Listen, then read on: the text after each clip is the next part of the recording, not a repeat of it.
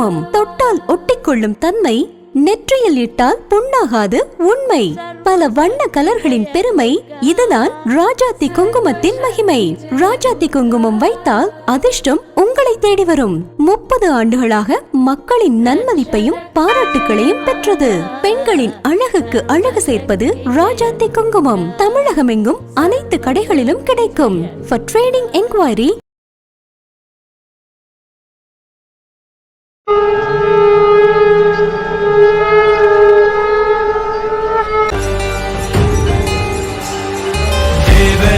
सेव्यमान पावनांघ्रि पंकजं व्यालयज्ञ सूत्रमिन्दुशेखरं कृपाकरं नारदादि योगी वृन्द वन्दितं दिगम्बरं काशिकापुराधिनाथ कालभैरवं भजे।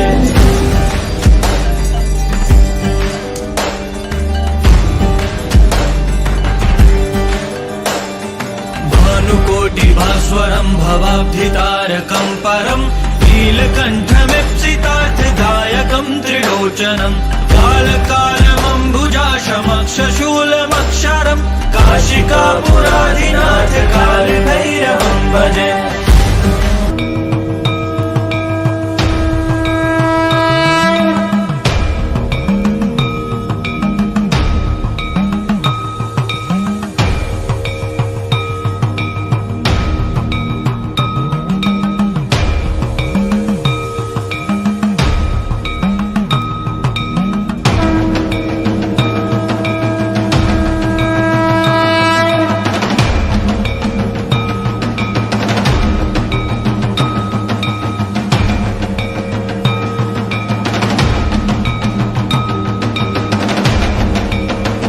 ராஜாத்தி குங்குமம் தொட்டால் ஒட்டிக்கொள்ளும் தன்மை, நெற்றியில் இட்டால் புண்ணாகாது உண்மை.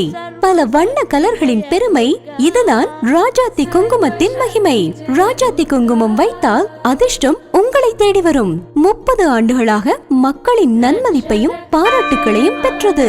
பெண்களின் அழகுக்கு அழகு சேர்ப்பது ராஜாத்தி குங்குமம். தமிழகமெங்கும் அனைத்து கடைகளிலும் கிடைக்கும். For trading enquiry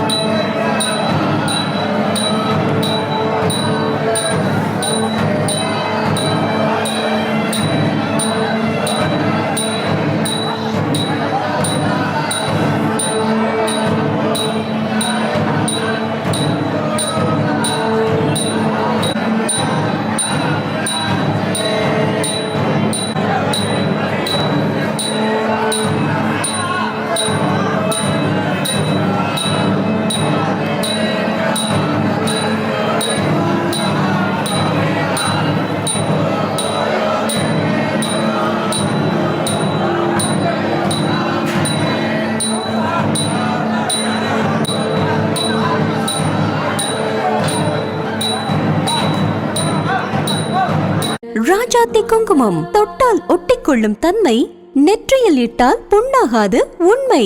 பல வண்ண கலர்களின் பெருமை, இதுதான் ராஜாத்தி குங்குமத்தின் மகிமை. ராஜாத்தி குங்குமம் வைத்தால் அதிர்ஷ்டம் உங்களை தேடி வரும். 30 ஆண்டுகளாக மக்களின் நன்மதிப்பையும் பாராட்டுகளையும் பெற்றது. பெண்களின் அழகுக்கு அழகு சேர்ப்பது ராஜாத்தி குங்குமம். தமிழகமெங்கும் அனைத்து கடைகளிலும் கிடைக்கும். For trading enquiry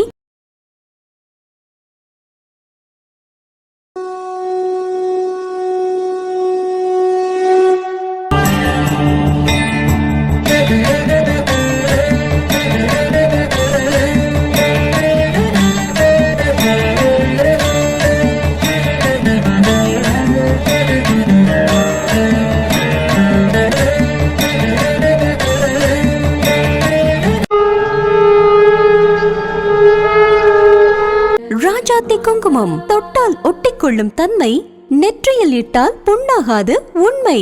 பல வண்ண கலர்களின் பெருமை, இதுதான் ராஜாத்தி குங்குமத்தின் மகிமை.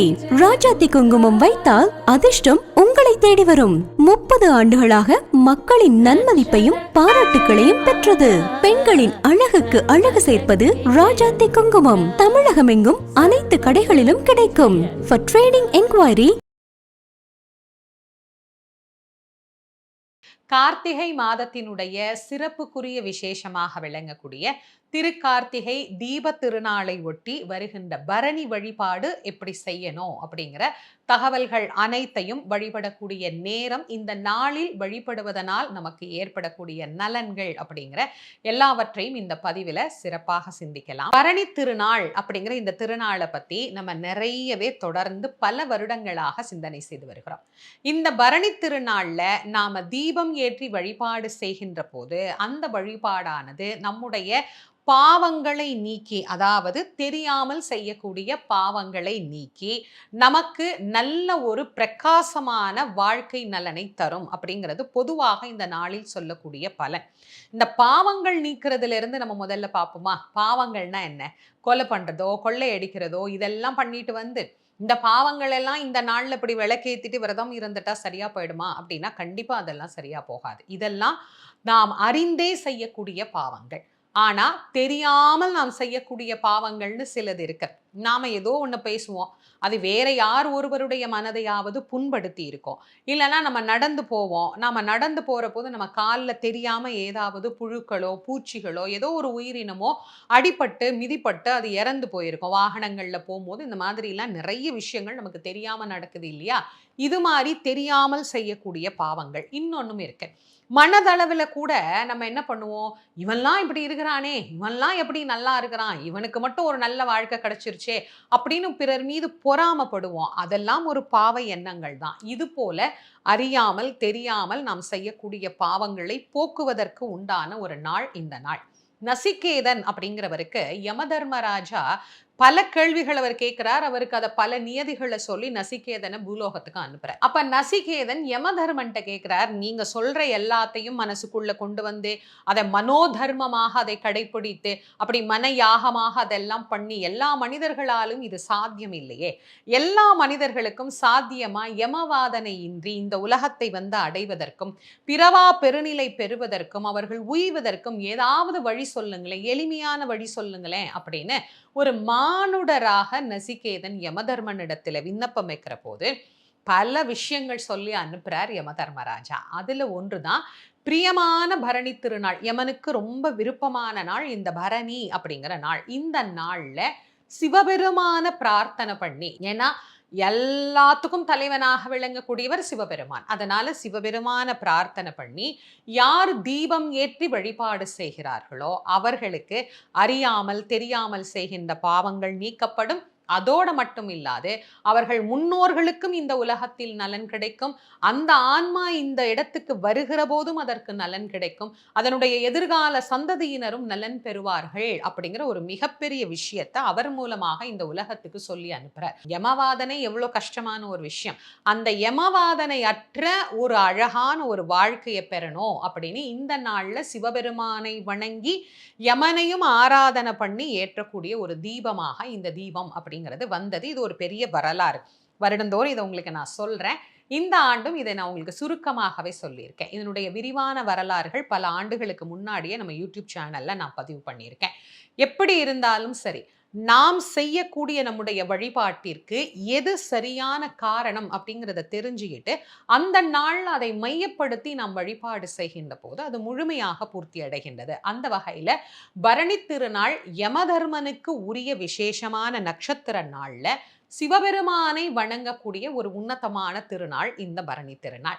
பரணி என்று ஏற்றப்படுகிற தீபம் நமக்கு யமவாதனையை தீர்க்கக்கூடிய தீபமாகவும், நம் எல்லோருக்கும் நல்ல நலன்களை, பாவங்களை நீக்கி புண்ணியத்தை தரக்கூடிய ஒரு பெருநலன்களை தரக்கூடிய ஒரு தீபமாகவும் இந்த தீபம் அப்படிங்கிறது அமைந்திருக்கிறது. இந்த பரணி திருநாள் என்னைக்கு வருது, எப்ப நாம தீபம் ஏத்தணும், எப்ப அந்த நட்சத்திரம் தொடங்குது அப்படிங்கறத இப்ப பார்த்துட்டு வந்துருவோம். 2/12/2025 அன்று மாலை 6:24 ஆரம்பிச்சு 3/12/2025 மாலை 4:47 வரைக்கும் நமக்கு பரணி நட்சத்திரம் அப்படிங்கிறது அமைந்திருக்கிறது. திருவண்ணாமலையில பாத்தீங்கன்னா பரணி தீபம் 5 தீபம் ஏத்துவாங்க. அது எப்ப ஏத்துவாங்கன்னா தீபத்தன்று, அதாவது திருக்கார்த்திகை தீபத் திருநாள் அன்னைக்கு அதிகாலை 4 மணிக்கு, அந்த 3:30 மணிக்கு தான் அங்க ஏத்துவாங்க. ஆனா வீடுகள்ல பரணி தீபம் கோவில் முறையை கடைப்பிடிச்சு ஏத்தக்கூடாது. முதல் நாள் மாலை பரணி நட்சத்திரம் தொடங்கிற போதே நாம அதை ஏத்திடணும். வீட்டு முறை என்பது வேறு, கோவில்ல வழிபடக்கூடிய வழிபாட்டு முறை அப்படிங்கிறது வேறு. இறைவனே அண்ணாமலையாரே ஜோதி ஸ்வரூபமாக அன்றைக்கு அதிகாலை அந்த பிரம்ம முகூர்த்த நேரத்துல அவர் ஜோதி பிழம்பாக வெளிப்பட்டார் அப்படிங்கிறத பஞ்சபூத தத்துவமாக விளக்குவதற்காகத்தான் அண்ணாமலையில அதிகாலை நேரத்துல அந்த 5 தீபங்கள் பரணி தீபமாகவும், அந்த தீபத்தின் தொடர்ச்சியாக மாலையில அது மலை மேல மகா தீபமாகவும் அது ஏற்றப்படுகிறது. அதனால கோவில கணக்கு வச்சு நம்ம காலையில ஏத்தணுமா சாயங்காலம் ஏத்தணுமான்னு குழப்பிக்க வேண்டாம்.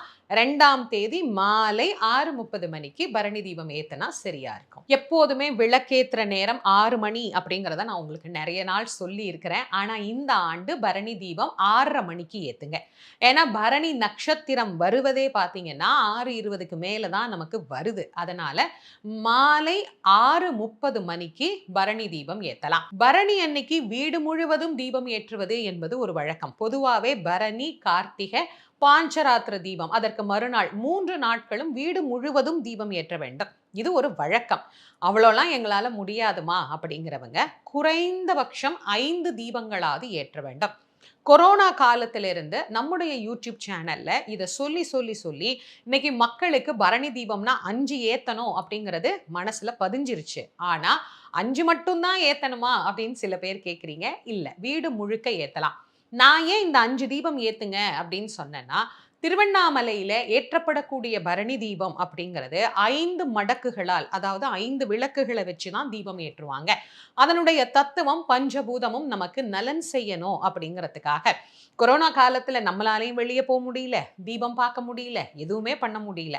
அதனால வீட்டுல குறைந்தபட்சமாவது ஒரு 5 நெய் தீபங்கள் ஏற்றி நம்ம வழிபாடு பண்ணலாம் அப்படின்னு தான் இதை நான் சொல்ல ஆரம்பிச்சேன். அதனால குறைந்தபட்சம் 5 தீபங்கள் அதை நெய்யில ஏத்துனீங்கன்னா எனக்கு ரொம்ப ரொம்ப மகிழ்ச்சி. முடியலமா, எங்களால 5 விளக்குக்கும் நெய் விளக்கு ஏத்த முடியலன்னா 1ஆவது அதுல கண்டிப்பா நெய் தீபம் ஏற்றுங்க. ஒரு தாம்பாளம் எடுத்துக்கோங்க. அந்த தாம்பாளத்துல அழகா ஒரு கோலம் போட்டுட்டு அதுல இந்த 5 விளக்கும் வைக்கலாம்.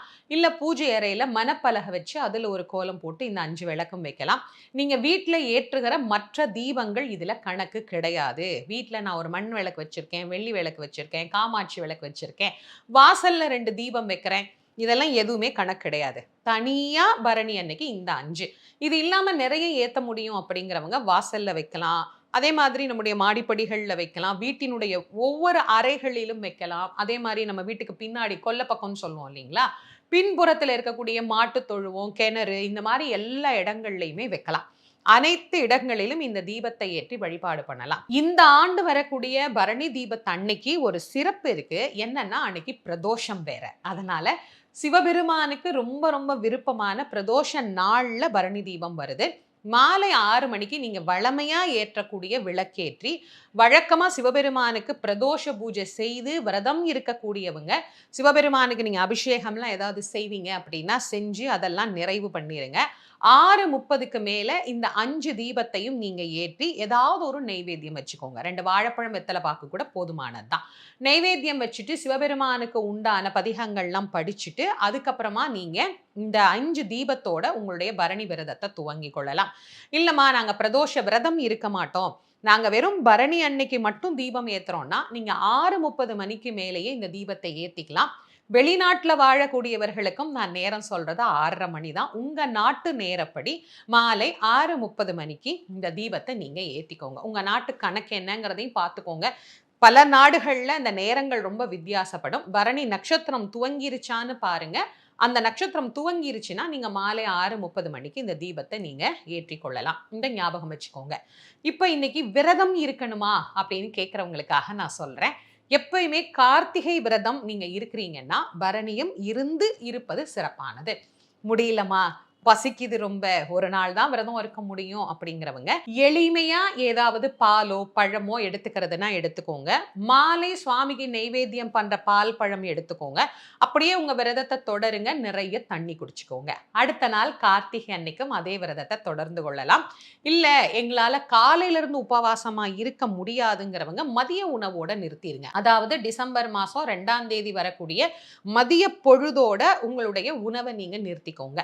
இரவு எளிமையா பால் பழம் எடுத்துக்கோங்க. ஏன்னா பரணி இரவு ஆரம்பிக்குதுங்கிறதுனால இரவு எளிமையா பால் பழம் எடுத்துக்கோங்க. அப்படியே இரவுல இருந்து உங்க பட்டினி விரதத்தை தொடர்ந்து அடுத்த நாள் கார்த்திகையோட அதை நீங்க நிறைவு செய்து கொள்ளலாம். இதுல இன்னொரு விஷயமும் உங்களுக்கு நான் சொல்லணும்னு விருப்பப்படுறேன். சென்ற ஆண்டு பதிவுல நிறைய பேர் ஒரு கேள்வி கேட்டிருந்தீங்க. அம்மா, இந்த விளக்கு ஏத்திட்டு நான் எடுத்துட்டு போகும்போது இல்ல விளக்கை ஏற்றும் போது அந்த விளக்கு உடைஞ்சு போயிடுச்சுமா, பித்தளை விளக்கு கை தவறி கீழே போட்டுட்டேன் உடஞ்சிருச்சு, குத்து விளக்கே உடஞ்சு போயிடுச்சு, மண்ணு விளக்கு தான்மா எடுத்துட்டு வரும்போது உடஞ்சிருச்சுமா, ஏத்தும் போது உடஞ்சிருச்சு, இந்த மாதிரி நிறைய பேர் அதுல பதிவு போட்டிருக்கீங்க. இது இயற்கையான ஒண்ணுதான். நான் நிறைய முறை உங்களுக்கு சொல்லியிருக்கேன். இது போல ஏதாவது ஒரு செயல்கள் நடக்குது அப்படின்னா அது மனதுக்கு நமக்கு ரொம்ப நெருடலாக இருக்கும். என்னடா ஒரு நாளும் கிழமையுமா இந்த மாதிரி ஆயிடுச்சே, இதனால நமக்கு ஏதாவது ஒரு பெரிய பிரச்சனை வரப்போகுதா அப்படின்னா அதெல்லாம் எதுவுமே நீங்க பயப்படாதீங்க. நாம அந்த விளக்கு உடைஞ்சதை பத்தி மனசுல யோசிக்காம அதை அப்படியே எடுத்து ஒரு ஓரமா வச்சுட்டு வேற புது விளக்கு எடுத்து நீங்க ஏத்துங்க. இறைவன் கிட்ட, உங்களுடைய குல தெய்வத்துக்கிட்டையும் நாம வழிபடக்கூடிய எல்லாம் வல்ல நமக்கு தலைவனாக விளங்கக்கூடிய அண்ணாமலையார் கிட்ட, சிவபெருமான் கிட்ட, ஐயா இந்த மாதிரி ஏதோ ஒரு கை தவறி ஒரு விஷயம் நடந்து போச்சு, அதனால என் மனசுக்கு ரொம்ப சங்கடமா இருக்கு, என் மன சங்கடத்தை தீர்த்து வை, என் குடும்பத்துக்கு எனக்கு எந்த பிரச்சனையும் வராம நீ காப்பாத்து அப்படின்னு மனசார பிரார்த்தனை பண்ணிக்கோங்க. உங்களுக்கு மனசுக்கு சங்கடமா இருந்தா பக்கத்துல இருக்கிற கோவிலுக்கு போயிட்டு ஏதாவது ஒரு சுவாமிக்கு அர்ச்சனை பண்ணிட்டு வாங்க. அம்பாளுக்கோ இல்ல சிவபெருமானுக்கோ ஒரு அர்ச்சனை பண்ணுங்க. பிள்ளையார் கோயில் தாம்மா இருக்குன்னா கூட பரவாயில்ல, போய் ஒரு அர்ச்சனை பண்ணிட்டு வாங்க. யாராவது ஒருத்தருக்கு சாப்பாடு வாங்கி கொடுங்க. வேற எதை பத்தி நீங்க கவலைப்படாதீங்க. இந்த மாதிரி ஆயிடுச்சு, அதை நிறைய பேர் ரொம்ப பயந்தெல்லாம் கமெண்ட்ஸ்ல எழுதியிருக்கீங்க. அந்த அளவுக்கு எதுவுமே நீங்க பயப்பட வேண்டிய அவசியம் இல்லை. தைரியமா அடுத்த நாள் நீங்க கார்த்திகை தீபம் ஏத்தலாம். சரியா? இன்னைக்கு இந்த பதிவை நான் உங்களுக்கு தெளிவா புரியுற மாதிரி கொடுத்திருக்கேன். இருமுடிதாங்கி ஒரு மனதாகி குருவெனவே வந்தோ இருவினை தீர்க்கும் யமனையும் வெல்லும் திருவடியை காண வந்தோ.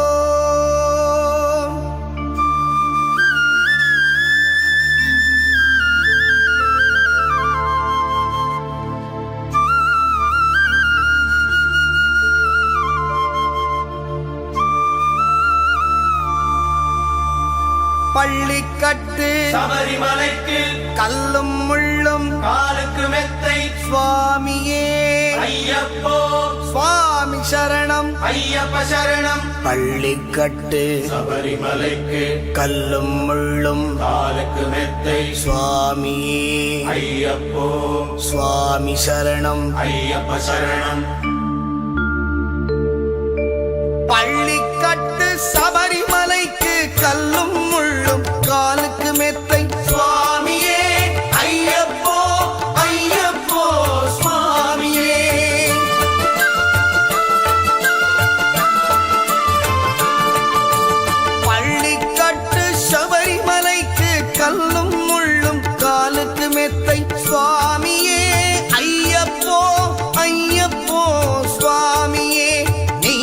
அபிஷேகம் சுவாமிக்கே, கற்பூர தீபம் சுவாமிக்கே, ஐயப்பன்மார்களும் கூறிக்கொண்டு ஐயனை நாடி சென்றிடுவார், சபரிமலைக்கு சென்றிடுவார். சுவாமியே ஐயப்போ ஐயப்போ சுவாமியே, சுவாமியே ஐயப்போ ஐயப்போ சுவாமியே.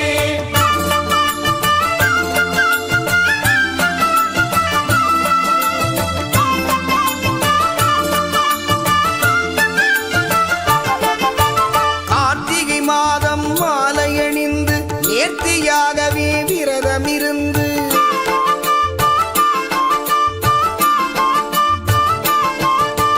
பார்த்த சாரதியின் மைந்தனே உன்னை பார்க்க வேண்டிய தவம் இருந்து, பார்த்தசாரதியின் மைந்தனே உன்னை பார்க்க வேண்டிய தவம் இருந்து, இருமுடி எடுத்து எருமேலி வந்து ஒரு மனதாகி வேட்டை துள்ளி அருமை நண்பனாம் பாவரை தொழுது ஐயனின் அருள்மலை ஏறிடுவார். சுவாமியே ஐயப்போ ஐயப்போ சுவாமியே, சுவாமியே ஐயப்போ ஐயப்போ சுவாமியே.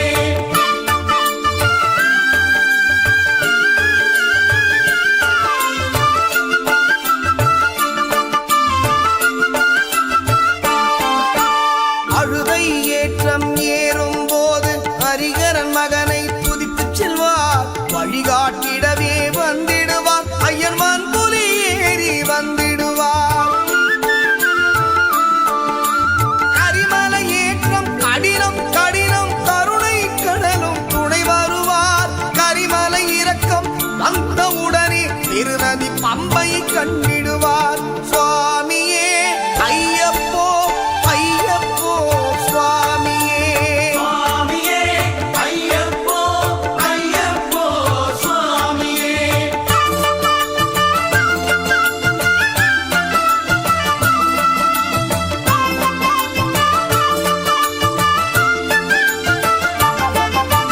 கங்கை நதி போல் புண்ணிய நதியாம் பம்பையில் நீராடி சங்கரன் மகனை கும்பிடுவார், சஞ்சலமின்றி ஏறிடுவார்.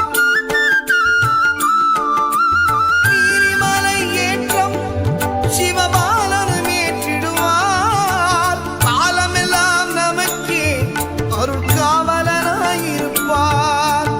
ஏகபலம்தா பாதபலம்தா ஏகபலம்தா பாதபலம்தா ஏகபலம்தா என்றால் அவர்தம் ஏகத்தை தந்திடுவார், பாதபலம் தாய் என்றால் அவர்தம் பாதத்தை தந்திடுவார், நல்ல பாதையை காட்டிடுவார். சுவாமியே ஐயப்போ ஐயப்போ சுவாமியே, சுவாமியே ஐயப்போ ஐயப்போ சுவாமியே.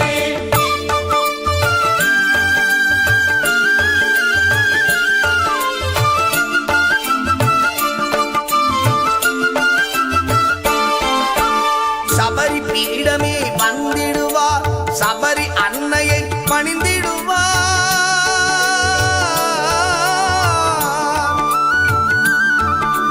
சரங்குத்தியாரில் கன்னிமார்களும் சரத்தினை போட்டு வணங்கிடுவார், சபரிமலை தனை நெருங்கிடுவார்.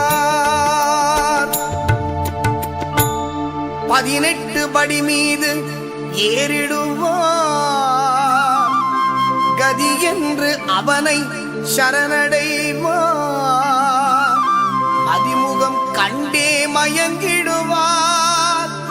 ஐயனை துதிக்கையிலே தன்னையே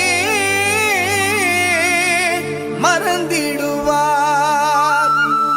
பள்ளிக்கட்டு சபரிமலைக்கு கல்லும் முள்ளும் காலுக்கு மெத்தை, சுவாமியே ஐயப்போ சுவாமி சரணம். ஐயப்ப சரணம். பள்ளிக்கட்டு சபரிமலைக்கு கல்லும் முள்ளும் காலுக்கு மெத்தை, சுவாமியே ஐயப்போ ஐயப்போ சுவாமியே, சுவாமியே ஐயப்போ ஐயப்போ சுவாமியே.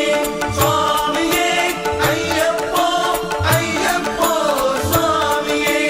சரணம் சரணம் ஐயப்பா,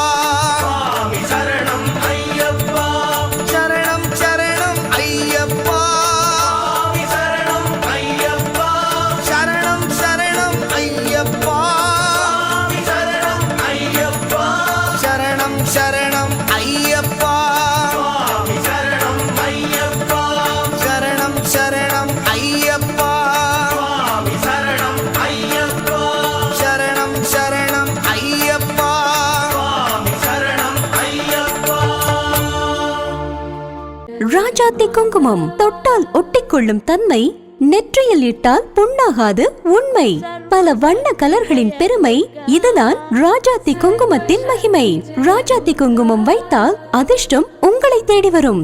30 ஆண்டுகளாக மக்களின் நன்மதிப்பையும் பாராட்டுகளையும் பெற்றது. பெண்களின் அழகுக்கு அழகு சேர்ப்பது ராஜாத்தி குங்குமம். தமிழகமெங்கும் அனைத்து கடைகளிலும் கிடைக்கும். For trading enquiry